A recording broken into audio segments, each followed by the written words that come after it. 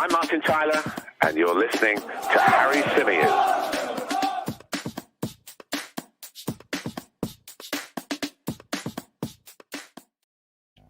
Hello and welcome back to the Chronicles of a Gooner, the Arsenal podcast, part of the 90 Min Football Network. As ever, I'm your host, Harry Symeou. Happy Sunday.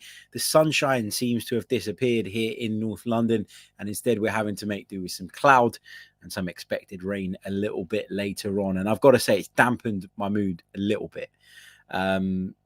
Hopefully Burnley can put that right, because they kick off at Spurs in around about an hour's time. Now, by the time most of you watch or listen to this, that game will be done. The result will be known, and maybe it will change slightly the way we look at our trip to Newcastle United. Fingers crossed. But we're going to assume for now that Tottenham are going to take all 3 points, because it really does feel like a formality of a fixture for Tottenham Hotspur.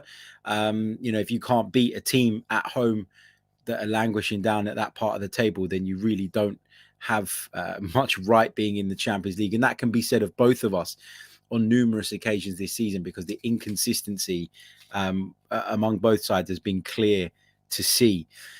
Let's say a few hellos, because there's plenty of you in the live chat with us at the moment. Big hello to Henry. Big hello to J04, to Matt, to Steve, to Junior Gunner, to Rich, to Maxim, to Martin, to Faddy, to Brad, to Matt, to Mahmoud, to Sasha, to Harvey, to Mitchell.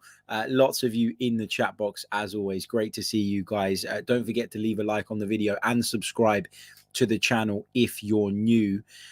Right, let's talk about how we're feeling at the moment going into this Newcastle United game, because obviously when you lose a North London derby, it's difficult to get over and it's difficult to take. And when you feel like there was an injustice served, and I really, really do. I mean, you look at the challenge that Konate got away with yesterday in the FA Cup final against Chelsea, where he literally did what Cedric did, which was leaned into the player as he was going for the ball.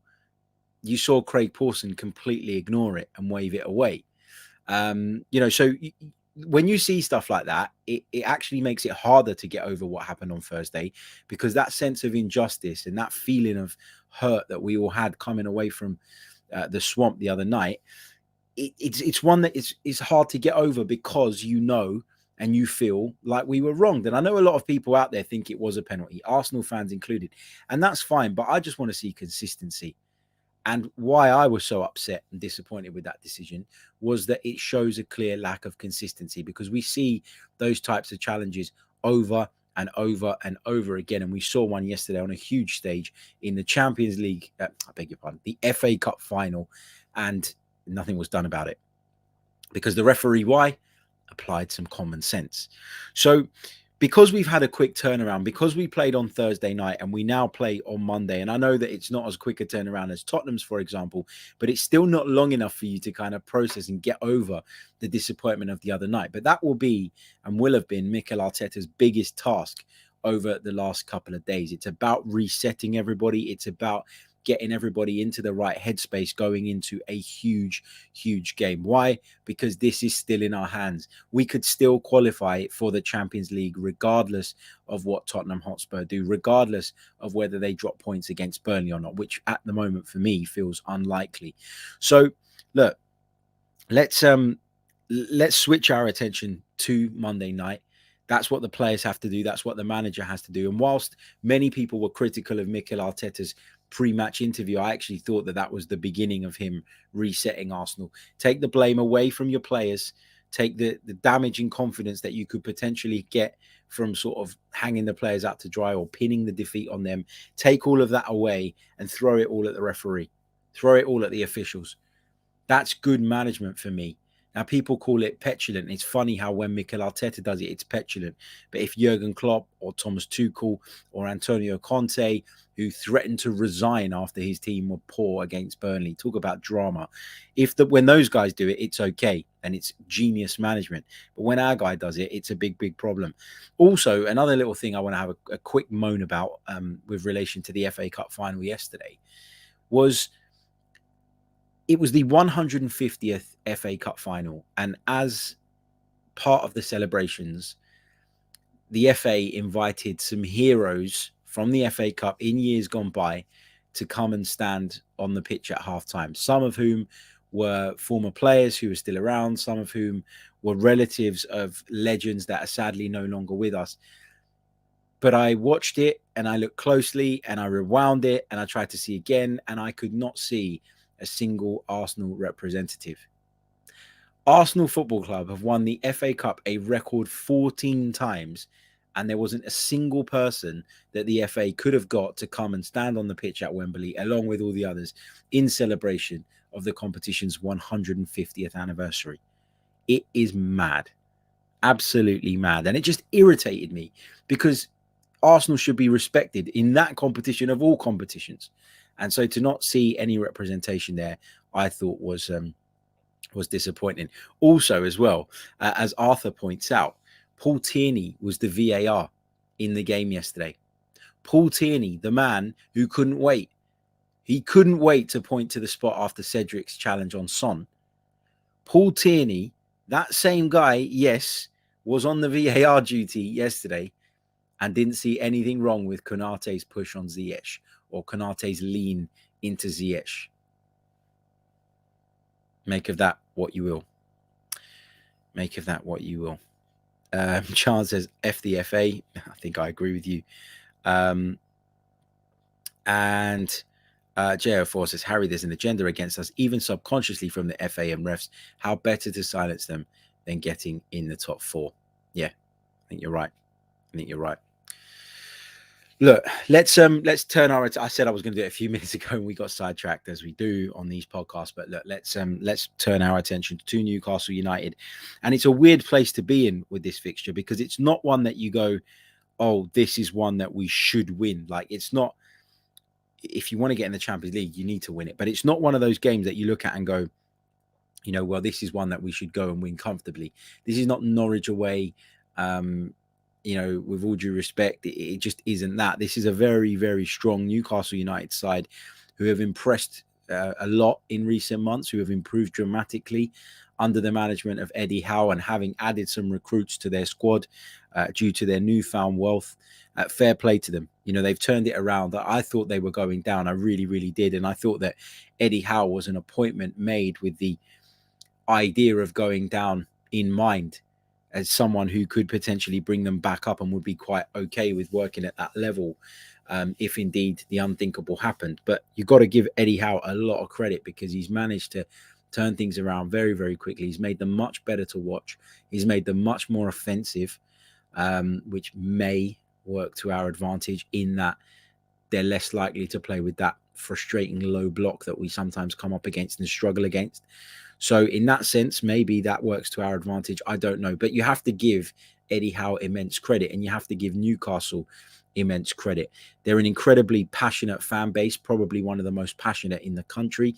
They'll be there in their numbers. It's their last home game of the season, and there'll be a bit of a party atmosphere at St James's Park. Now, for Arsenal, as I say, this is a must-win. For Newcastle, it's not anything. And I wonder what that does to a team like Newcastle, because it can go one of two ways, right? It either, it either means that without any pressure, you can take the shackles off and you can go out and you can perform to the best of your ability, and you can take risks and you can get forward and you can be bold and brave in your approach because there's no longer a need for points. Or it can make it difficult for you to get yourself up for the game. Now, for Arsenal, there should be no lack of motivation. None whatsoever. And if there is, there's something seriously, seriously wrong. Those young players have an opportunity to book their place in the Champions League next season and be going toe-to-toe, shoulder-to-shoulder with Europe's elite. Who doesn't want to play in the Champions League? Who doesn't want to play in Europe's premier competition? And they've got a glorious opportunity against a side that are beatable. You know, it's not Liverpool. It's not Chelsea away, even though we beat them, in terms of the caliber of the side. It's not Manchester City away. It's not a trip to Old Trafford when they're firing. It's none of those things. And I found it weird that so many people sort of in the lead up to this Newcastle fixture have been talking about it as though it is one of those games.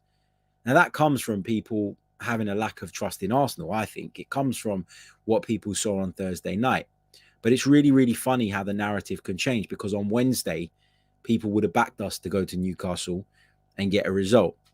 But on Friday morning, all of a sudden, we're completely incapable and have no chance whatsoever. Now, I don't think it's going to be easy. I don't think there's any guarantee that we win the game, but I do think it is a winnable fixture. And so why should we not be positive and optimistic that the boys can go out there and bounce back after a really, really difficult night on Thursday? Now, I did put a poll in the chat box, which I'd love you guys to vote on, asking the question, what's your prediction for Monday night's huge game? So far, 76% of you have voted for an Arsenal win, 12% Newcastle win, and 12% of you have gone with a draw. But yeah, let's see what some of you guys are saying before we move on to sort of previewing the game in a little bit more depth. Alistair Ben says we could really do with a Burnley win today. I mean, that would be amazing, but I'm not banking on it, right? The way you got to look at it is, let's focus on our job. Let's do our job. Let's get the points that we need. And then it doesn't matter what Tottenham do. If we get a little bit of help, if Tottenham do self-destruct in the way that both of us have shown ourselves to be capable of over the course of the season, then great, happy days. Maybe we can take advantage of that. But let's just focus on Arsenal. Black and Blanco says, struggling to get excited to qualify for a competition we have no chance of winning. Yeah, but it's a big step in terms of Arsenal getting back to where they need to be. It's a big pull in terms of what it means we can do in the transfer market. It is something that is so important to the status of this football club and something we've been crying out for years and years and years.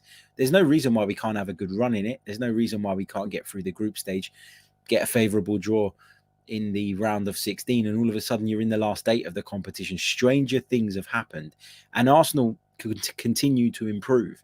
And if they can go and have a big summer, an even bigger summer off the back of qualifying for the Champions League, then that improvement and the process, if you like, could be accelerated even further. Martin says, my fear with Newcastle is their massive height advantage. We've got to shut down their crosses, especially if we have a makeshift defensive lineup. John Knott says, don't we have a good record there? We do, and I'm going to come on to that in a bit, so bear with me. Brad Lynch says, this is their last home game and they won't sit and play how Arteta needs them to. I actually think that it suits Arteta for them to come on to us. Because if they do come on to us and we can play around their aggression in the way that we've done so successfully on numerous occasions this season, I think that's better for us than going and playing against a side that sit with a low block. So yeah, I think it could work in our favor. Scott says, finally catching you live, normally a podcast man due to the time difference.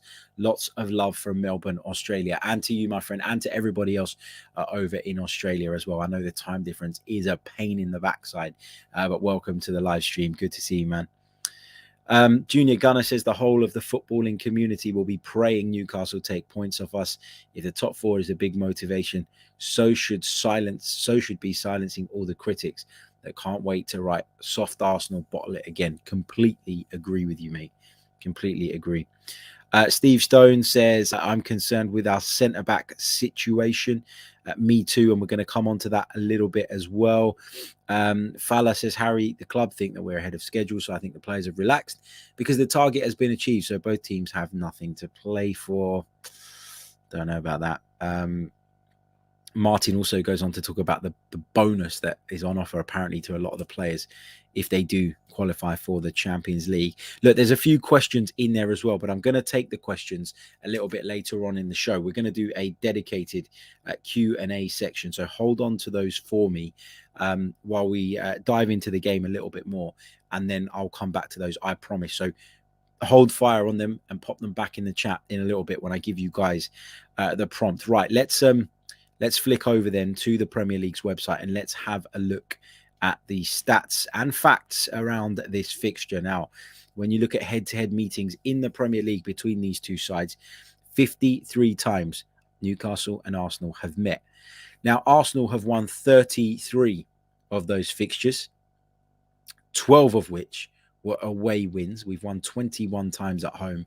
Newcastle have only beat us 6 times at home in the Premier League era, which is something that maybe we should take a bit of encouragement from. I don't know. It's a positive stat. It's a positive kind of way of looking at it. But obviously, the history books don't mean an awful lot. I just think it is important to look at the context around the fixture, though, as well, going into the match. So if you look at the recent meetings, these are the last 5 meetings between the two clubs.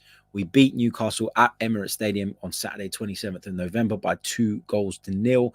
Prior to that, we met at the end of last season where we won at Newcastle by 2-0. We beat them 3-0 at the Emirates on Monday, the 18th of January, 2021. And that was after a 4-0 victory on Sunday, the 16th of February, 2020. Then when we last travelled to St James's Park, prior to that, we won by 1-0. So not only have we beaten Newcastle the last 5 times that we've played, but we haven't conceded a goal, and we've scored 12 goals. Is that 12? 4, 5, 8, 10, 12. Yeah, we've scored 12 goals.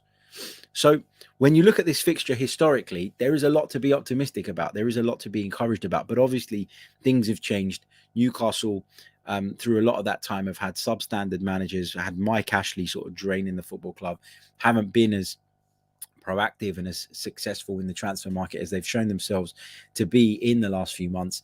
And so that does change things. But, you know, you think that we're going into this game with a complex. I think the Newcastle fans will have a bit of an inferiority complex when it comes to Arsenal as well, because of those recent results. As I say, if you compare the form guides, of course, Newcastle have lost their last 2, but they were, to be fair to them, trips to Manchester City and the visit of Liverpool.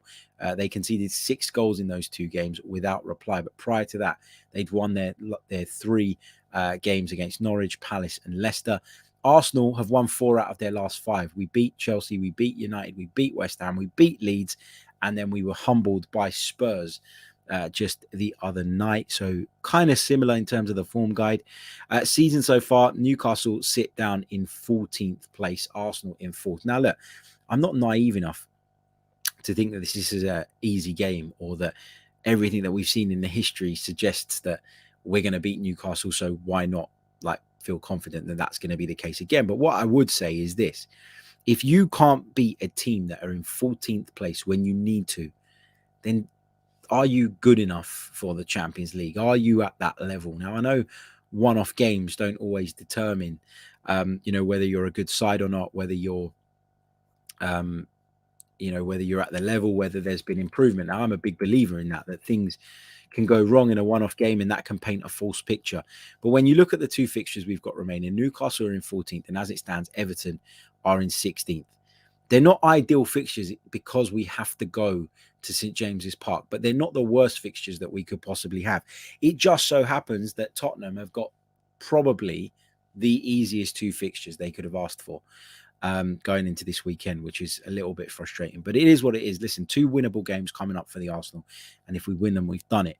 We've won 21 of our Premier League fixtures this season. Newcastle have won just 11. They've drawn on 10 occasions. We've drawn just 3 times. They've lost 15 times. We've lost 12. On average, we score 1.56 goals per match in comparison to their 1.11. Average goals conceded per match, they concede on average 1.69. Now, a lot of that has been prior to Eddie Howe's arrival, which paints a bit of a false picture in that. In terms of clean sheets, Arsenal have got nearly double, 13 to their 7, and Arsenal, according to the Premier League's official statistics, create more chances per game than Newcastle United. So look, historically, things look to be in our favour. When you look at the clashes between the 2 sides in recent seasons, when you look at how Newcastle's season has gone overall, there's no reason not to feel as though Arsenal can go there and get what they need on the day. But we all know that things have changed at Newcastle, and we all know that what happened on Thursday, regardless of what the cause was, will have had an impact in some way, shape or form. And what Arsenal need to do is mentally get it right. Ability wise, we know they've got it. We know they're at the level where they could potentially pull this Newcastle side apart. But the mental side of it is going to be really, really important here. And Mikel Arteta, as I said at the top of the show, his biggest task is to get those people, get those players, back on side and get them thinking in the right way. Okay, let's move on to discuss how we think the team might look, or what I would do. Is probably a more accurate description of what I'm about to bring to you guys. But how would I line us up against Newcastle, bearing in mind the injury problems and the injury concerns that we have? Well, Aaron Ramsdale is going to start in goal for me. I think he's one of the first names on the team sheet. That's a no-brainer, so he will start there. Now, we listened to Mikel Arteta's comments yesterday about Ben White and Gabriel, their fitness. Will the two be available for this game? And Mikel Arteta was giving nothing away. Now, if I had to hazard a guess, and it is just a guess at this point, right, I would say that Ben White is probably just about going to make it. The fact that he was on the bench against Spurs, and the fact that he was withheld by Mikel Arteta because of what he felt was going to be the need for him, in this game, I think it suggests to me that Arsenal are doing everything within their power to get Ben White back. Now, we don't know the extent of Gabriel's injury, but if it is what I thought it was, if it is what I thought it looked like, then I don't expect him to be back. I'm sorry. So I'm going to go with White. And I would put, in that case, Tomiyasu at centre-back alongside him. Obviously, Rob Holding suspended, which is a massive pain in the backside for us after he was sent off. So I'd go with White and Tomiyasu as the two centre backs. Tomiyasu has got the height, he's got the physicality, and he's got bags and bags and bags of experience playing at centre back. So I think that will probably be the most sensible choice at this point. Now, moving into the fullback positions, this is where I'm really worried, because our options are so limited. We're going to have to go with Cedric on the right, and we're going to have to go with Tavares on the left. Kieran Tierney's obviously out injured, and with the need to use Tomiyasu in a different position, this is a big problem for me. Now, some of you are saying in this chat that you think that Ben White might be on the bench. Maybe he is only fit really to start on the bench, but we don't have any alternatives. I mean, what is the alternative? There isn't one. And so I think even if he's at 70, 75%, given the fact that Rob Holding will be back for Everton, and hopefully we can get Gabriel back if the injury that he's sustained is not too serious, I think that Mikel Arteta will take the risk. I mean, this is a must-win game. Will what happens at Spurs between them and Burnley, if it does go in a favourable way for us, will that impact on Mikel Arteta's decision to rest or to risk certain players? I don't know. We're going to have to wait and see how this all pans out. But this is what, based on what I know today, on Sunday, the 15th of May, this is what I would do. So I would go Ramsdale in goal, Cedric at right back, Tavares at left back, Tomiyasu and White. My God, that is a makeshift defence. And that is why it's so important to remain in midfield with Xhaka and Elneny, who hopefully can provide the type of screen for the back line that sees any sort of shortcomings sort of dealt with and coped with. Fingers crossed. I thought that Elneny struggled a little bit at Spurs, and a lot of people sort of came away from that game and went, oh, he's awful. We all knew this was what he's like. We shouldn't have been talking about him in the last couple of weeks. We shouldn't have been giving him praise, etc., etc. But what I would say to that is Mohamed Elneny was given a very, very specific role at Spurs on Thursday night. I spoke about it a little bit in the post-match show. Mohamed Elneny's job on the day was to cut out that passing lane into Harry Kane, the one that Tottenham use so frequently to progress the ball. They look to work it into his feet, and off of him, players like Son, Kulusevski, they make runs. And what Kane likes to do is spin, turn, and pick them out with early balls. His passing is incredible, and that has been a real key to Spurs' relative success this season. And what Mikel Arteta, I thought, asked Mohamed Elneny to do, based on what I saw of him in the first period, was to try and worry about that, to control that. It was Gabriel, Gabriel was sort of tasked with coming into Kane from the back with Elneny looking to block the pass to him. So they were trying to create like this kind of sandwich of Harry Kane sandwich, basically, between Gabriel and Elneny, in order to limit him. If you couldn't stop the ball getting to his feet, you could stop him turning. And that was the plan, to be aggressive, to be on the front foot, and to try and stop him doing that. But that is not going to be the case this time, right? So Mohamed Elneny or Granit Xhaka or both can provide an additional screen, hopefully, to this backline that is going to be makeshift, whichever way you look at it. Moving further forward, I want to play Bukayo Saka because he's so important to us and he has that capability of winning you a football match, but he just looks dead on his feet at the moment. He really, really does. He was a doubt going into the Spurs game, and my word, did it show. I thought he looked rusty every time he got the ball. I thought he looked hesitant at certain points. His decision-making wasn't quite right when he received the ball in defensive areas too, I felt. Maybe that's due to a bit of tiredness because you're not feeling 100%. I don't know. But he would play for me. I'd go with ESR on the left. I would. I think that him and Tavares as a combination works a little bit better. And I think that he should be fresher in theory, given that he only came on as a substitute on Thursday. Martin Odegaard has to play for me. Struggled to impact the game the other night, but he wasn't the only one. But he's such an important player to this Arsenal side. And then up top, I'll go with Eddie and Nketiah because, again, away from home, I think he's much more effective than an Alexander Lacazette. So that's my team that I would pick based on what we know around the fitness and team news at the moment. So Ramsdale in goal for those of you listening on audio, Cedric at right back, Tavares at left back. I'd go with Tomiyasu and White in the middle of the defense. Xhaka and Elneny would be my midfield duo with Odegaard playing just ahead of them. ESR will play from the left for me with Saka on the right and Nketiah up top. Difficult because our options are limited. They're really, really limited. But what I would say is, like, if we do go to Newcastle and we drop points and it does prove to be sort of the day that Spurs get the upper hand in the race for the top four, I know what the reaction is going to be. The reaction is going to be, oh my God, we cocked this all up in January. And actually, I don't know that that's accurate. I don't remember a single person in January suggesting that we bring in a defender. And that is where our problems are at the moment. It just goes to show, right? All the focus was on striker, midfield.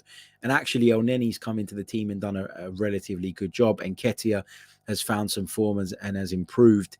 And now our problem is in an area that we thought we had less problems, which is in that back line. I mean, you look at that team that I've named, two of the starting back four are there, but one of them is having to play out of position or in a different position to the ones that we prefer to see him in or know that he's more comfortable in, at least for us.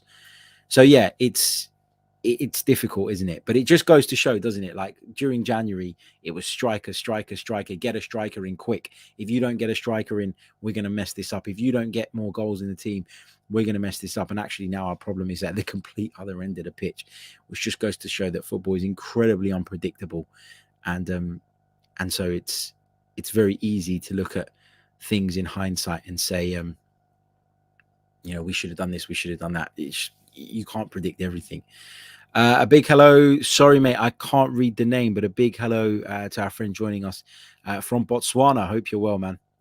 Really, really appreciate you coming along and joining the stream. Some of you asking if Gabriel's injured. The update from Mikel Arteta was yesterday that he will know more today, but he refused to kind of give away anything further than that. So yeah, looks like there's a chance that both he and White miss out. But if I'm guessing, I said it at the start of my team selection, if I was to hazard a guess as to who will and won't be available, I think that there's more chance Ben White plays than there is Gabriel plays. But let's see. Okay, so that's the team I would select. In terms of a prediction, I'm going to be positive, man. I've got to be. I'm going to go for an Arsenal win, a narrow win. I'm going to go for a 1-0 to the Arsenal. I think it's going to be backs against the wall stuff. I think we're going to be defending for our lives at the end, and it's going to be incredibly stressful, as Arsenal games seem to be at the moment. But I'm going to be optimistic because I think we should be. As I said at the top of the show, this is not an easy fixture by any stretch of the imagination, and it's not one that we have a God-given right to win, but it isn't Anfield, it isn't Manchester City away. It's not an impossible fixture. It's not an unwinnable game against a side who essentially have nothing to play for other than having a bit of a send-off and a bit of a party to celebrate the fact that they escape relegation and the fact that they go into the summer with a lot of excitement again. So yeah, okay. Look, let's take some of your questions now. Then in the live chat box, some of you popped them in earlier. Pop them in again because they've disappeared well up the chat. I'm never going to be able to find them now. So yeah, get me some questions, get me some thoughts in. While you're doing that, I just want to quickly remind you guys of the ongoing auction over with our partners at Football Prizes. There is an incredible prize up for grabs at present, and it is a Arsenal shirt signed by the entire current squad. It's the 2021-22 squad signed Arsenal shirt. Plus, if you enter, there's 11 instant win prizes to win 2, which include an Emmanuel Petit signed and custom framed Arsenal boot, the 1971 squad signed and framed Arsenal montage, an Arsenal home shirt, and of course, some vouchers along with some site credit. Now, there is 1 day, 8 hours, and 7 minutes remaining on this one at the time of recording. 109 of the 199 tickets have been sold. So if you do want to get involved in this, if you are interested, you need to get over there ASAP, because when the tickets sell out, they're gone. It doesn't matter if the deadline is yet to come along. Once the tickets are gone, there are no more available. The tickets cost £3.95 and there are 199 of them up for grabs. Check them out. Cool. All right, let's go back over to the chat box and let's see what we've got here. I'm gonna pick a few at random. Harvey says, Harry, was it then a mistake to let many of our defenders go in January? I know you can't know who gets injured, but we have a small squad. I mean, when you think about who we let go, I mean, do you look at any of them and think they would have made a massive difference like now? Like maybe Callum Chambers, you could argue, could come in as a makeshift centre half. I know he's played there a lot, but I always felt that he was more effective at right back. I actually saw him playing for Aston Villa in a commentary game I did at Burnley last weekend in a defensive midfield role, and I thought he did a decent job there. But I was never convinced about Callum Chambers. I mean, for example, he's not any better than Rob Holding, and you couldn't have envisaged Rob Holding getting sent off. It's not like Rob Holding is someone who regularly gets sent off, and you know that danger and risk factors there. People might talk about Ainsley Maitland-Niles as a fullback. Well, the guy simply didn't want to play there, and he's gone to Rome and had a poor time there as well. He hasn't exactly impressed Jose Mourinho, and he hasn't pulled up any trees at the Olympico. So it's hard. It's easy to say that in hindsight, but I don't think any of the players that we did let go from a defensive perspective, you know, are ones that we're desperately missing. I mean, Kieran Tierney was the one that you could have looked at and gone, well, there's a good chance that he will be injured for a long period of time, and so we probably need to have some contingency there. And we thought that contingency was Nuno Tavares. I don't think anybody envisaged when he came back into the side that Nuno Tavares would look as uncomfortable as he has in recent months, given the run that he had in the team earlier in the season, which was largely positive. But other than that, nobody expected this Tomiyasu thing to rumble on the way it has. Obviously, he's back now, but he's going to have to fill in another position.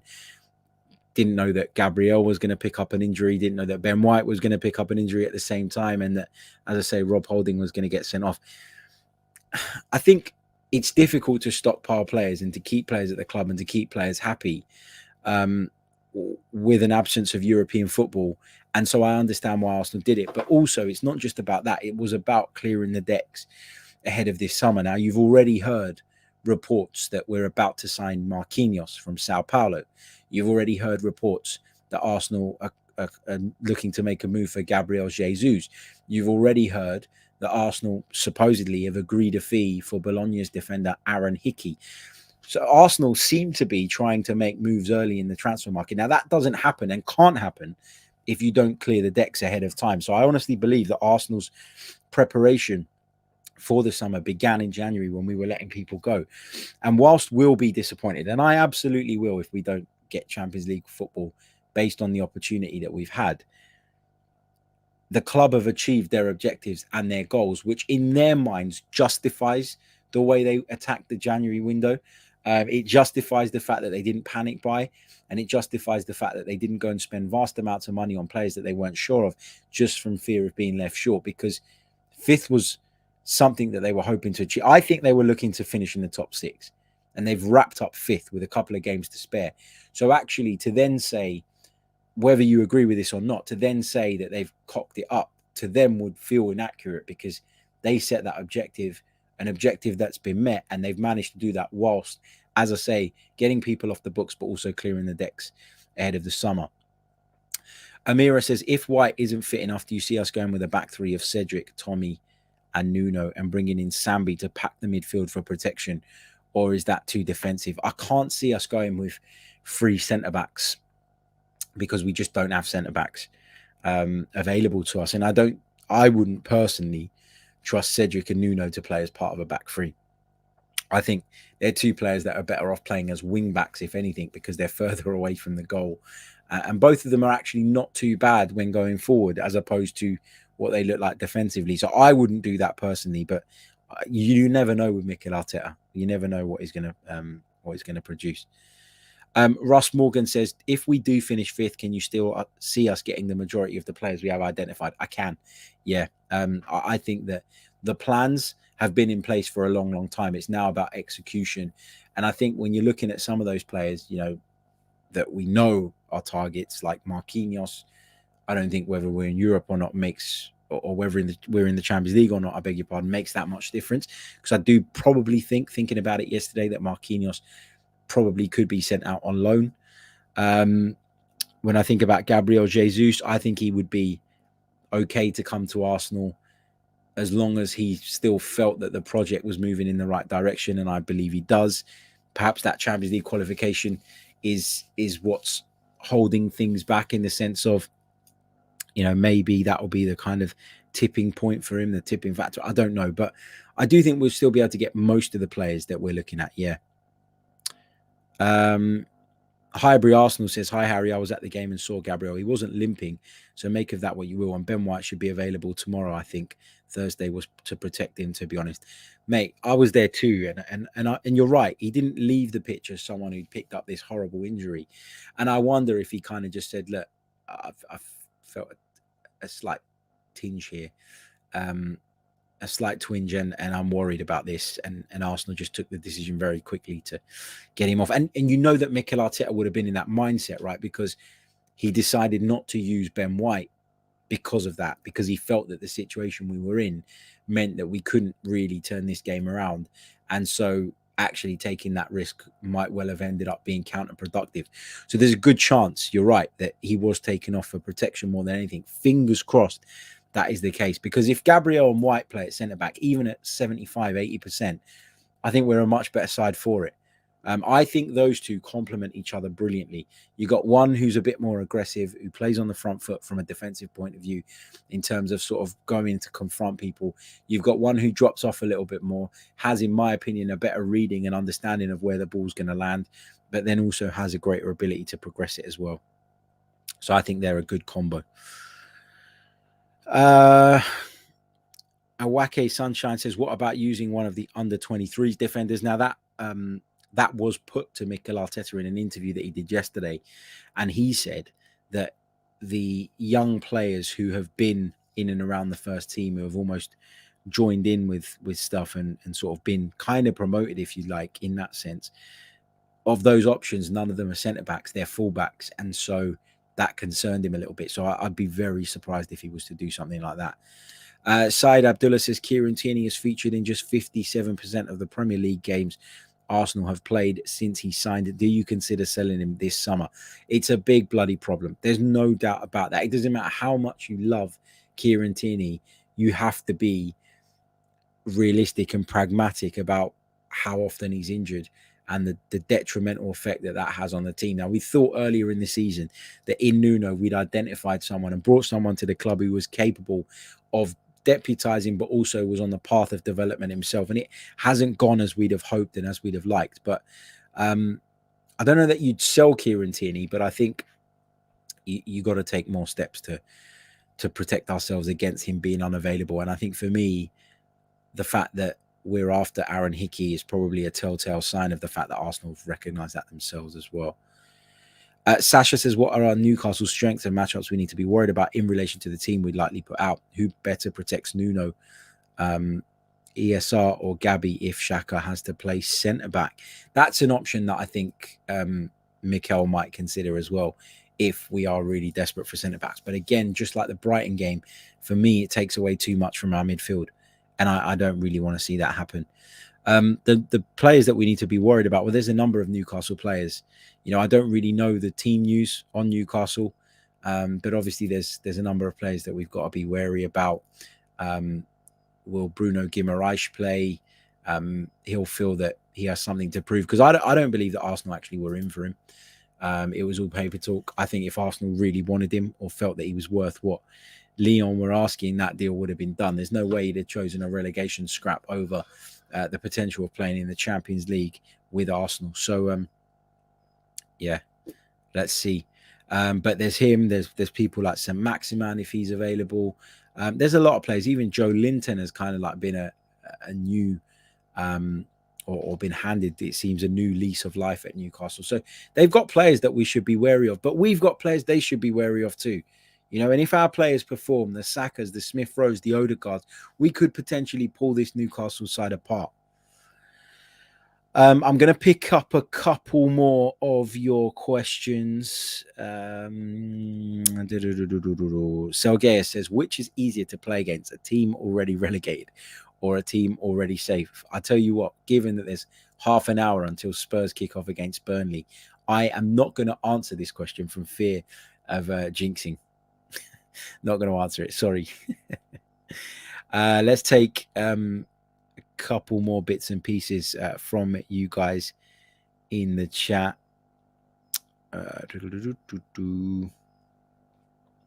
Stefan says, what are your thoughts regarding our recruitment team? Do you have faith top four or not? Ooh. I think that you've got to give them trust on the basis that I thought last summer most of the business they done was excellent. You could argue now that the Lokonga deal was one that we maybe paid a little bit too much for, just based on the minutes he's had and the impact he's had when he's been given them.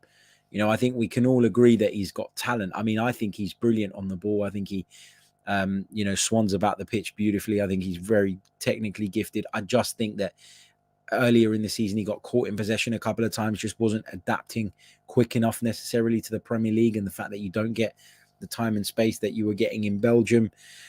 So I don't want to write the Lokonga signing off, because I think he's still got ability, but I don't think he's hit the level that he threatened to hit at the start of the season that made us all go, oh wow, this is a player. I think Arsenal internally would have known exactly what Lokonga's level is and would have expected very little. But I think just because he gave us a bit of a glimpse, the kind of expectation level around him went up. Other than that, Nuno Tavares, you could say, is a questionable signing, but again, the risk was not too great, and so I think it was about £8 million. And so I think overall you have to say they did good business. Ramsdale's been good business, White's been good business, Tomiyasu has been superb business, Odegaard on a permanent overall this season has been a very good signing as well. So yeah, I think on the basis of the fact that they got so much right last summer, I think you have to be trusting and give them the benefit of the doubt going into this one as well. Okay, look, I'm going to take one more because I am a little bit pushed for time. We've been going for the best part of 45 minutes as well.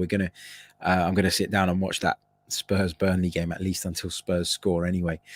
Yeah. Oh, yeah, that's what I wanted to tell you guys. Just a quick one as well, because I am away next week. From Tuesday morning until Friday, I am going to be away. I am traveling for work. I am off to 90 Min's Barcelona Summit, which is going to be really, really enjoyable, hopefully. And I'm looking forward to it very, very much. I'm looking forward to some uninterrupted nights of sleep without my kids.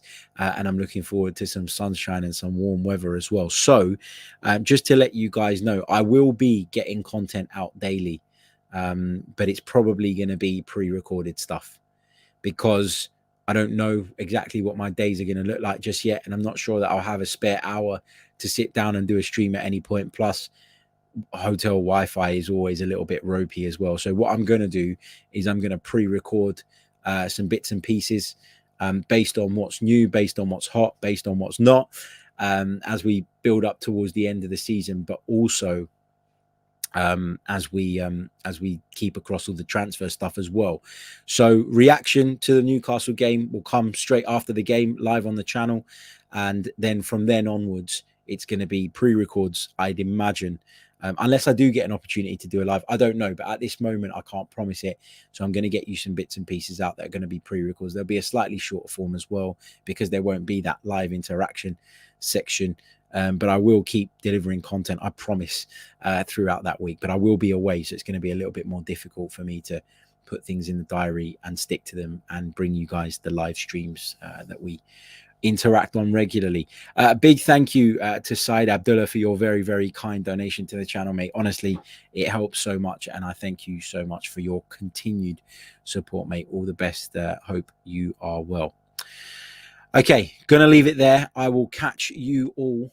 When will I catch you? I'll catch you tomorrow. We'll do some bits tomorrow, and of course we'll have that post-match reaction stuff from the Newcastle United game, which I am dreading. I'll catch you all a little bit later on. Hopefully Burnley can do us a favour, but I won't count on it. Catch you all soon. Goodbye. I'm Martin Tyler, and you're listening to Harry Symeou.